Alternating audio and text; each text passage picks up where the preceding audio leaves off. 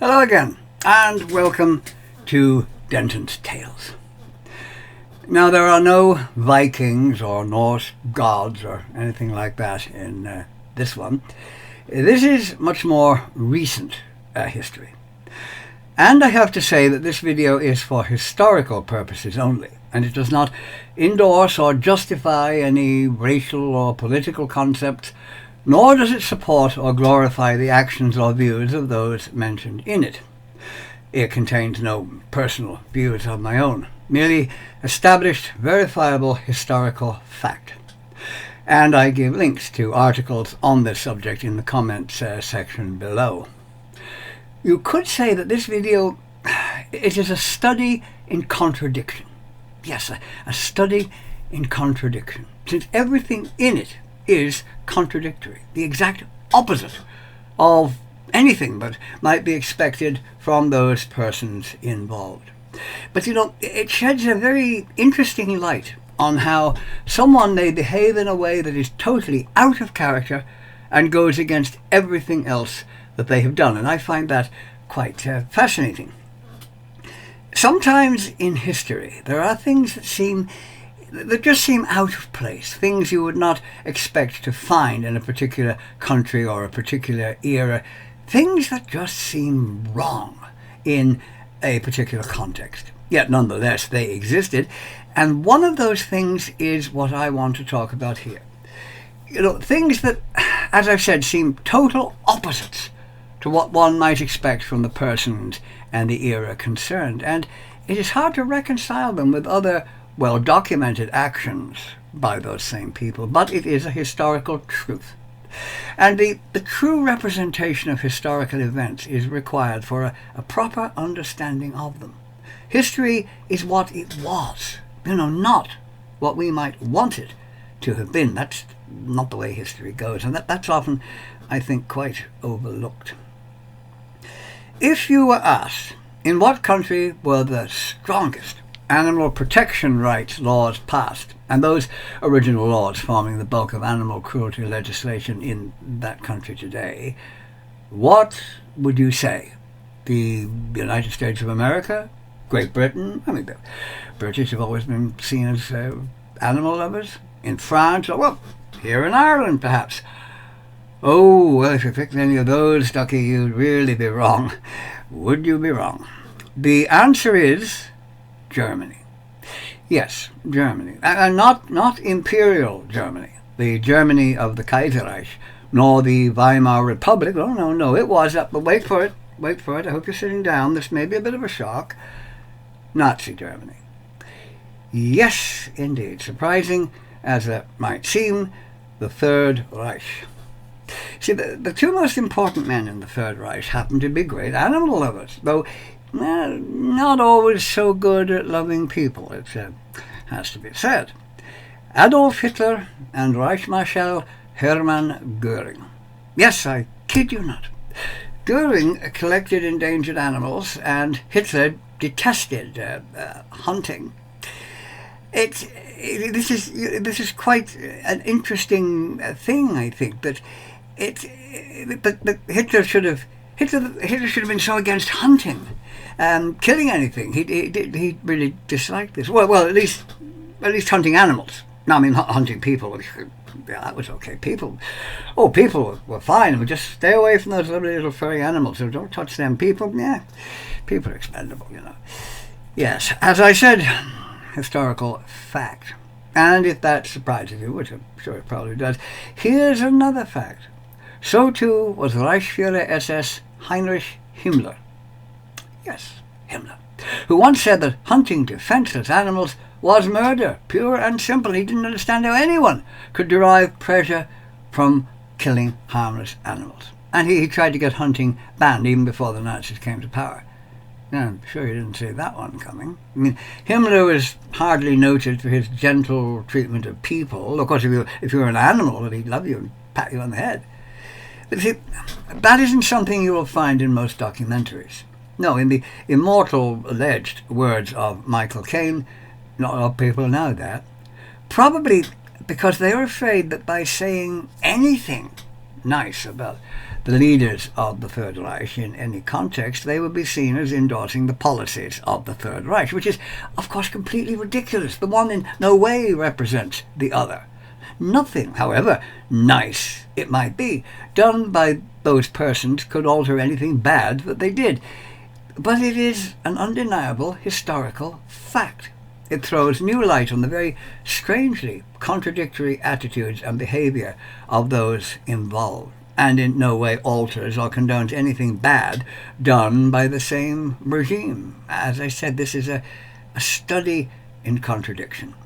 You know, one of the worst serial killers of our own time was the kindest, nicest man anyone could want to know. I mean, he was lovely. He worked on a helpline. He was absolutely charming.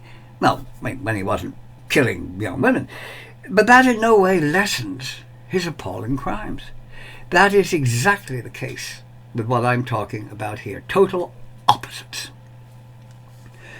As early as 1927, an NSDAP representative to the Reichstag called for legislation against cruelty to animals and kosher butchering. And, as I said, Heinrich Himmler tried to get a ban on hunting altogether, but none of the other parties were interested. Nothing came of it. Again in 1931, the Nazi Party, then only a minority of the Reichstag, proposed a ban on vivisection. But again, this got no support from anybody else, and the idea was dropped. But in 1933, when Adolf Hitler was appointed as Chancellor of Germany, things changed. And did they change indeed? Animal protection laws were among some of Hitler's first actions. A meeting to bring in a vivisection ban later that year took place almost immediately after he took power, and a law was passed that no animals were to be slaughtered without anaesthetic. Now, Dr. Goebbels mentioned in his diaries that Hitler planned eventually to ban slaughterhouses altogether. Hitler was, of course, a vegetarian, though he had eaten things like sausages in his younger days. And I find it very interesting and quite surprising, and I'm sure you do too, that one of Hitler's first actions on becoming Chancellor of Germany was to think about cruelty to animals. Now, to be fair, he was also thinking about cruelty to humans, but, in quite the opposite way. In August of 1933, Germany became the first country in the world to ban vivisection, by order of Hermann Göring as Prime Minister of Prussia, who announced in a radio broadcast an end to the, and I quote, unbearable torture and suffering in animal experiments, unquote. And he said that those who still thought that they could continue to treat animals as inanimate property would be imprisoned. He said, and I quote again, an absolute and permanent ban on vivisection is not only a necessary law to protect animals and to show sympathy with their pain, but it is also a law for humanity itself. I have therefore announced the immediate prohibition of vivisection and have made the practice a punishable offence in Prussia, unquote. Now, later on there was a slight relaxation in that. Certain animal experiments were permitted if seen as justified. The Reich Interior Ministry could issue permits to some universities and research institutes to conduct animal experiments, but only under conditions of anesthesia and genuine scientific need. Now, this was not granted to private persons. Göring also banned commercial animal trapping, and while he did hunt himself, he imposed very severe restrictions on hunting in general, much, I'm sure, to the delight of Himmler, who had campaigned for just such a thing himself. And the slow boiling alive of lobsters and crabs was banned. It had to be done almost instantly. Göring meant business. And in one incident, he heard of a fisherman who had cut up a live frog and used it for bait, and he sent him to a concentration camp. You didn't mess with Hermann Göring. Oh, not by a long way. He also used his country residence, Kallenhall, as a sanctuary for some endangered animals, setting up nature reserves to protect elk, bison, bears, and wild horses, for example. And he spent a lot of money in trying to restore the extinct auroch, which, that was a huge horned type of cattle, last seen in Germany around 1627. Now, that was a complete failure. The auroch remains extinct to this day. And he amused himself playing with his pet lion cub. Yes, he had a pet lion cub. You know, somehow the image of the Reichsmarschall playing with a lion is not one that springs instantly to mind. I mean, the Luftwaffe, planes, yes, but pet lions, not really. Mind you, while he played with his lion cub and rescued endangered animals, he was also rounding up those persons who didn't agree with his own opinions, and such persons were very endangered indeed. But then they didn't have fur coats, so that was okay. He has also been wrongly blamed for Nazi raccoons, as they've been called in Germany. Yes, you're puzzled now, aren't you? Nazi raccoons. Well, you see, hundreds of thousands of them have been roaming the countryside in Germany for decades, often decimating native wildlife and pet animals. There weren't any natural predators in Germany to stop them at that time. It was claimed that Goering had released some pet raccoons that he had in the 1930s, and that became a sort of urban legend. Goering was responsible for the Nazi raccoons. But in fact, it was a local official who very unwisely, against the recommendation of experts and without official approval from any government ministry, released some breeding pairs into the forests. The result, which Goering had nothing whatever to do with, being raccoon infestation right across the country after World War II. So we may absolve the Reichsmarschall of any guilt in that particular matter. Pet raccoons are now banned in Germany, by the way, and I can see why. In November of 1933, the Reich Animal Protection Act was introduced, prohibiting a long list of animal abuses, including the use of animals for filmmaking and public events that might cause pain or damage to them, and the force feeding of fowls. And the tearing off of the thighs of living frogs was also banned. In February of 1934, the Prussian Ministry of Commerce and Employment, again under Hermann Göring, introduced education on animal protection laws in all primary and secondary schools and at the college level. In July of 1934, the Reich hunting law had been enacted, putting official limits on hunting animals.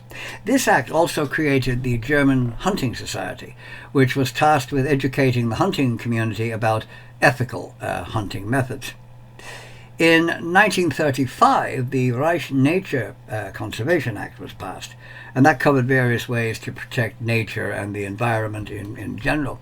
And Germany became the first nation in the world to introduce legislation to place the wolf under state protection. Now, curiously, but there weren't actually any wolves left in Germany by that time. And I had mentioned there were no natural predators against the raccoons, and that was one of the reasons. But they did exist in neighbouring Poland, so it would seem that there was an intention to reintroduce them into Germany from Poland. And foothold traps and hunting with hounds, well, that was also banned. To this day, much of German animal welfare legislation dates from the Third Reich, revised in the 1950s to remove any racial aspects, but essentially it's pretty much the same legislation. Quite surprisingly, animal legislation continued. In 1934, Germany had hosted a major international conference on animal welfare in Berlin. 1935 saw legislation banning fornication with animals. Oh, couldn't have that sort of thing going on, could you? Oh, no. With a 5-year prison sentence for anyone convicted. I'm sure sheep were very happy with that one. And in 1936, an order on the slaughter of living fish was enacted, followed by an order on afforestation and the protection of animals in the wild. In 1937, the Interior Ministry brought in guidelines for the proper humane transportation of animals on the Reichsbahn, the railway system, among other things. And in 1938, animal protection was introduced as a subject to be taught in all public schools and in the universities. Now, these were all major milestones in the ethical treatment of animals of all kinds, which sadly were not equaled in other countries. No country had enacted such a wide range of animal protection measures before or since. a very interesting side note is that when Germany invaded France, the German animal protection laws were put in place in that country, and surprisingly, they actually received support from French citizens. Yes, French animal lovers, they didn't like, obviously, the forced German occupation. I mean, clearly they didn't like that one little bit, but they fully supported the animal protection laws, even posting their own warning signs about the restrictions placed on hunting, for example. Now, I find that quite a fascinating little tidbit of history, which really hardly ever gets a mention. I also find it very interesting that in an era of history which is held up as representing ultimate barbarism run rampant, that such a surprising level of sympathy and concern for the suffering of animals should have occurred, more so than in any other country in the world at that time, or since, for that matter, as I said. The leaders of the Third Reich all had a surprising love of animals. Hitler himself was devoted to dogs in particular, even drawing many portraits of his Alsatian Blondie. His affection for canines are possibly due to his very overbearing father beating the family dog till it whimpered in fear, which upset the young Adolf considerably. Goering, of course, was a famous animal lover, even concerned with the welfare of frogs and playing with baby lions, while Himmler saw hunting animals as nothing but murder and wanted it banned altogether. Not the images that might occur to the average person when these men are mentioned, but a historical fact that, well, cannot condone or excuse any wrongdoing that they did, but it adds a fascinating aspect, of their very contradictory character.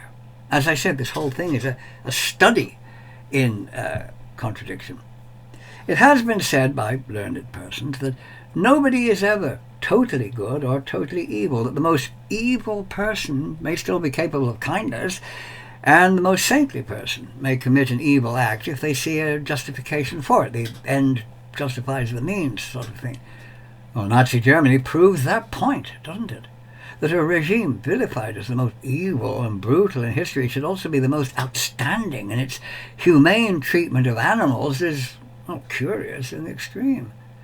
It shows how the light of goodness can shine even amid the darkest periods in human history, and from the most surprising and unlikely of people. The workings of the human mind never fail to amaze me. They really don't. Well, till the next time, I will say goodbye for now.